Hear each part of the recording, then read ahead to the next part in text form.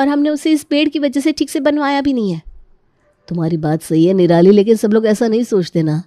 मेरे घर वालों को वो पेड़ बहुत ज़्यादा पसंद है। ये क्या बात हुई, पसंद है तो कटवाएंगे नहीं? ये देखो, हमारे कमरे की दीवारों तक में ये जड़ें आ रही हैं। तो तुम कैसे कह सकते हो कि उन्हें पसंद है इसलिए पूरे घर को ख़राब होने दे?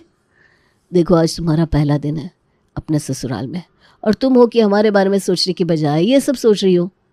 क्योंकि अब ये मेरा भी घर है कार्तिक, इसलिए मुझे भी रहना है इस घर में, तभी तो मैं इस बारे में कह रही हूँ। मैं भी तो इस घर की बहू हूँ ना, तो मेरा हक नहीं बनता क्या? अरे तुम्हारा पूरा हक है निराली, लेकिन आज नहीं। प्लीज़, तुम कुछ दिन रहोगे ना इस घर में तो तुम्हें भी आदत हो जाएगी इस घर की। विश्वास करो मेरा।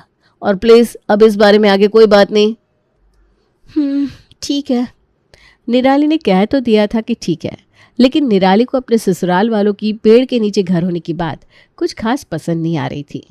निराली रसोई में जा रही थी, तभी पेड़ के ऊपर बैठे पक्षी ने उस पर कचरा फेंक दिया।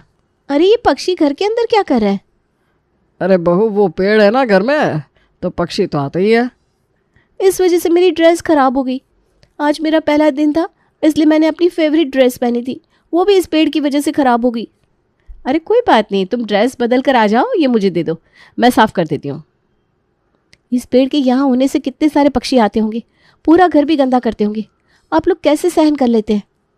मैं तुम्हारी बात को समझता हूँ बहू, लेकिन जिस तरह ये हमारा घर है उसी तरह पेड़ पक्षियों का भी घर होता है।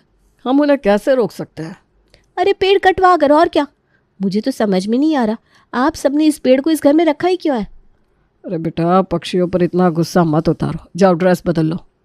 हाँ बहू, तुम कुछ दिन इस घर में रहोगी ना तो अपने आप ही तुम्हें ये सब अच्छा लगने लगेगा। ये पक्षियों का चहकना, आंगन में आ रही पेड़ की ठंडी ठंडी हवा, ये खिसकोलियाँ, सब कुछ। ऐसा कुछ नहीं होने वाला मम्मी जी। सच बताओ तो मुझे लगता है कि हम बेवकूफ़ी कर रहे हैं इस पेड़ को यहाँ रख कर। निराली प्लीज़ अब जाओ और ड्रेस बदल कर आ जाओ। लेकिन मैंने कुछ गलत तो नहीं कहा। मैंने कहा ना ड्रेस बदल कर आ जाओ, तब तक हम सब नाश्ते पर तुम्हारा इंतज़ार कर रहे हैं।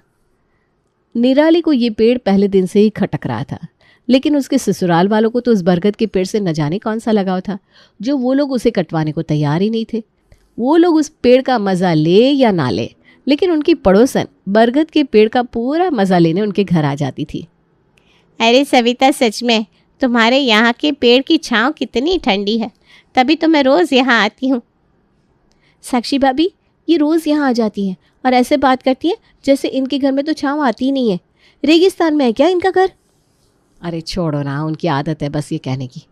वो रोज़ इस पेड़ का बहाना करके आती है और चाय, नाश्ता, सब्जी सब कुछ यहाँ से लेकर जाती है। अरे साक्षी